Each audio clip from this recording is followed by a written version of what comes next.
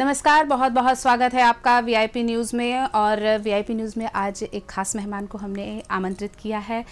धर्म और संस्कृति एक ऐसी चीज़ है जो भारतीय परंपरा का आधार है। इसी पर हमारी धार्मिक परंपरा टिकी हुई है। और बस धर्म और संस्कृति पर बात करने के लिए, चर्चा करने के लिए हमारे स्टूडियो में आमंत्रित हैं शुद्धाद्वैत पीठाधीश्वर द्वारकेश लाल जी महाराज हमारे साथ यहाँ पर हैं। बड़ौदरा से आए हुए हैं। बहुत बहुत स्वागत है सर आपका। जय श्री कृष्णा। धन्यवाद, प्रणाम जी। हम बात करते हैं धर्म की, संस्कृति की, परंपरा की। द्वापर युग के हम अगर श्री कृष्ण जी की हम अगर याद करें तो नटखट कान्हा जो हैं वृंदावन के, जब वो रण क्षेत्र में जाते हैं और गीता का उपदेश देते हैं, धर्म की स्थापना करते हैं, एक अलौकिक दिव्य शक्ति जो होती है वो भारत को परिपोषित करती है। धर्म संस्कृति की स्थापना के लिए आप कार्य कर रहे हैं। हम आपके बारे में थोड़ा सा कुछ और जानना चाहेंगे। धन्यवाद। और वीआईपी न्यूज़ के सभी दर्शकों के लिए मेरा बहुत बहुत अभिवादन है। और हमारे बारे में आपने पूछा है तो हमारे बारे में तो हम खुद स्वयं क्या कह सकते हैं, लेकिन इतना ज़रूर सौभाग्य मना सकते हैं कि आचार्य शिरोमणि शुद्धाद्वैत सिद्धांत प्रवर्तक जगतगुरु श्रीमद् वल्लभाचार्य महाप्रभु के 14वें वंश में हम आ रहे हैं। और उनके वंश में जन्म लेना ही अपने आप में जीवन का सबसे बड़ा सौभाग्य और उत्सव है। और एतदर्थ जो प्रधान भक्ति संप्रदाय हैं, उन भक्ति संप्रदायों में जगतगुरु श्रीमद् वल्लभाचार्य जी के इस शुद्धाद्वैत ब्रह्मवाद नामक संप्रदाय को अलग अलग नाम से हमने जाना है। कहीं कृपा मार्ग, कहीं अनुग्रह मार्ग, कहीं वल्लभ संप्रदाय, कहीं वैष्णव संप्रदाय। इन सभी नामों से हम इस विचारधारा को, इस भक्ति पथ को जानते हैं। और उसी को केंद्र में रखते हुए विश्व पटल पर हिंदू सनातन वैदिक धर्म की सेवा करने का सौभाग्य इस शरीर को प्राप्त हुआ है। इतदर्थ मैं सभी रूप से अनुग्रहित हूँ। इष्टदेव की कृपा, जगत गुरु वल्लभ के परिवार में जन्म लेने के कारण गुरुदेव की कृपा, और साथ ही साथ सनातन की सेवा का ये सौभाग्य हमें प्राप्त हुआ है। तो स्वयं की इष्ट आराधना, कृष्ण भक्ति की परंपरा, और उसमें भी हमारे इष्टदेव प्रभु श्री गोवर्धन धरण श्रीनाथ जी की प्रधान सेवा के रूप में इस परिवार को सौभाग्य प्राप्त हुआ। और विश्व स्तर पे जहाँ जहाँ कृष्ण भक्ति की ध्वजा लहरा रही है, उस ध्वज के नीचे दास को भी सेवा करने का सर्वत्र सौभाग्य प्राप्त हुआ। और पुष्टि मार्ग के जो विचार हैं, उस विचार के बारे में विशेष मैं आपसे कहना चाहूंगा कि पुष्टि भक्ति मार्ग के मूलभूत सिद्धांतों में ब्रह्म संबंध दीक्षा के द्वारा हम दीक्षित होते हैं। और उसके बाद हमें प्रभु की श्रीअंग सेवा, प्रभु की सामग्री सेवा, कीर्तन सेवा, नाम सेवा, स्वरूप सेवा आदि का अधिकार हमें प्राप्त होता है। पुष्टि भक्ति मार्ग की दो दीक्षाएं हैं, एक नाम निवेदन और एक आत्म निवेदन। नाम निवेदन के द्वारा हमें कंठी तुलसी की प्राप्त होती है गुरु के द्वारा, और आत्म निवेदन के द्वारा हमें ब्रह्म संबंध कराया जाता है। जो मंत्र स्वयं परब्रह्म परमात्मा भगवान नंद नंदन पूर्ण पुरुषोत्तम श्री हरि ने स्वयं प्रकट होकर जो जगत गुरु श्रीमद् वल्लभाचार्य जी को श्रावण मास की एकादशी की मध्यरात्रि को दिया था, उसी मंत्र को आज भी यहाँ गुरु शिष्य परंपरा के इस सनातन सत्य को स्वीकारते हुए दिया जाता है। और उस ब्रह्म संबंध दीक्षा के बाद वह व्यक्ति जो भक्ति में प्रवेश कर रहा है, उसे वैष्णव नाम से अलंकृत किया जाता है। बिल्कुल, वैष्णव नाम से अलंकृत किया जाता है। आपने ये चीज़ कही है। लेकिन आज के आधुनिक दौर में हम देख रहे हैं कि जो हमारी युवा पीढ़ी है वो बहुत भागती चली जा रही है। कहीं भी उसके लिए बहुत मुश्किल हो जाता है अपने काम को समेटना और अपने भक्ति भाव को समेटना। ऐसे में किस तरह वो संतुलन स्थापित करे, इसके लिए मार्गदर्शन दीजिए।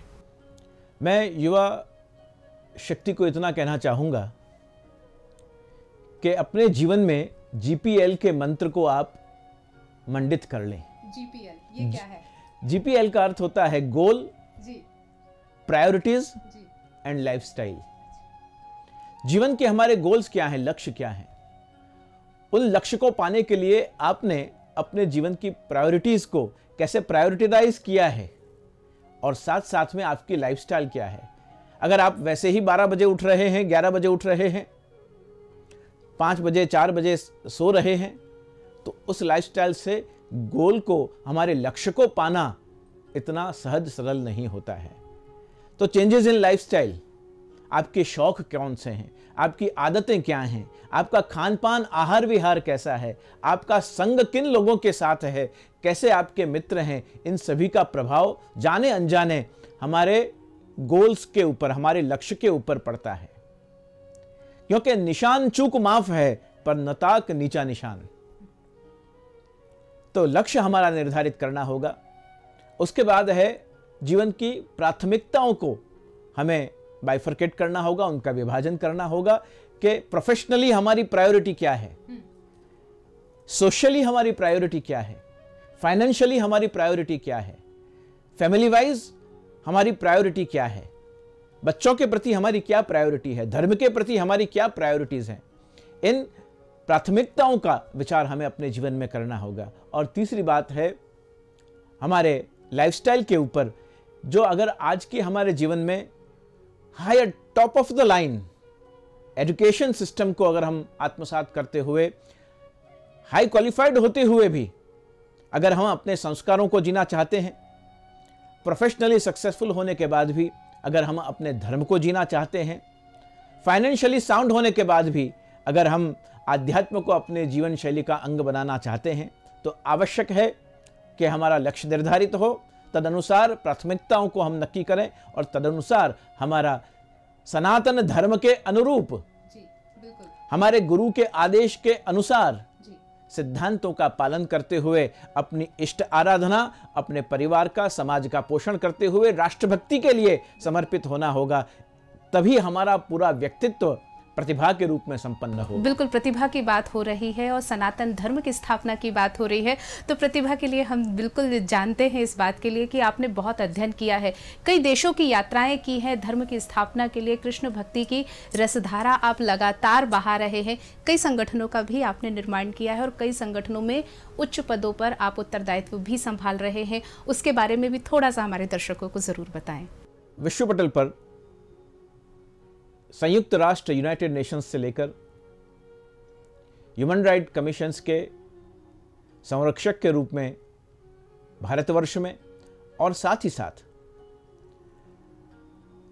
संस्कार भारती, भारत विकास परिषद, संघ के जितने भी गौ माता को लेकर, जितने भी धर्म परिवर्तन को लेकर, और स्कूलों में पठन पाठन के लिए जो सिलेबस दिए गए हैं, उनका सभी स्कूलों में, प्राइवेट स्कूलों में इनका चिंतन कराया जाए। और साथ साथ में पुष्टि भक्ति मार्ग वैष्णव संप्रदाय की सेवा के प्रकल्प के रूप में वैष्णव इनर फेथ पुष्टि मार्गीय ऑर्गेनाइजेशन वीपो के नाम से एक संस्था चल रही है, जो इंटरनेशनली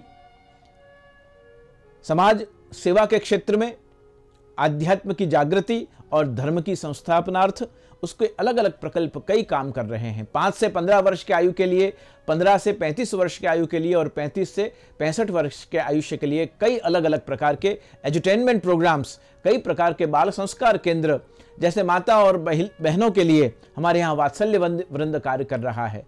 कई प्रकार के केटरिंग से लेकर हिंदुस्तानी क्लासिकल के इंस्ट्रूमेंट्स, वोकल से लेकर वेदाध्ययन से लेकर और अलग अलग भाषाओं का चिंतन कराते हुए, गौ माता की सेवा का प्रकल्प लेते हुए, और कई जो सरकारी योजनाएं हैं, जो सामान्य हिंदू परिवार को, आवश्यकमंद परिवार को जो योजनाएं नहीं पहुंचती हैं, उन योजनाओं से भी हमारे हिंदू समाज के आवश्यक जरूरतमंद परिवारों को सहयोग और सहायता प्रदान करनी। और जो भी वैष्णवों के द्वारा फंड आता है, उसके द्वारा अन्य योजना है, कई प्रकार के कार्डियक कैंप्स चलते हैं जिसमें हार्ट की ट्रीटमेंट कराई जाती है, कई प्रकार के ब्लड डोनेशन कैंप्स ग्लोबली होते हैं।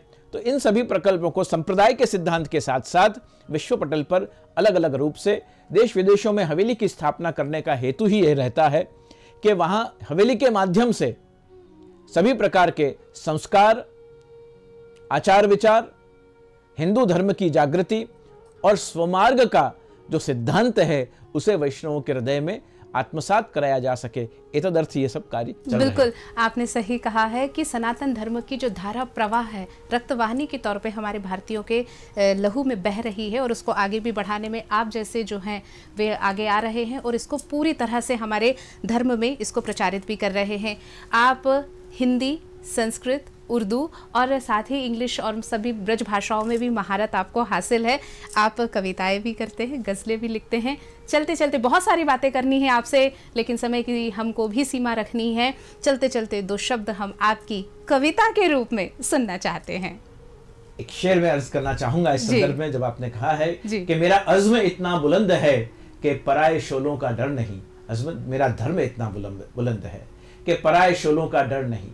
मेरा अज़्म इतना बुलंद है कि पराए शोलों का डर नहीं। मुझे खौफ आतिशे गुल से है कि कहीं चमन को जला न दे। क्या बात है, बहुत ही शानदार। और ये चमन ऐसे ही सुरक्षित रहे और हमारा देश जो है वो विश्व पटल पर विश्व गुरु के रूप में स्थापित हो, यही हम सब कामना करते हैं। आप हमारे स्टूडियो में आए, आपने इतनी अच्छी चर्चा की, धर्म चर्चा की, इसके लिए आपका बहुत बहुत धन्यवाद।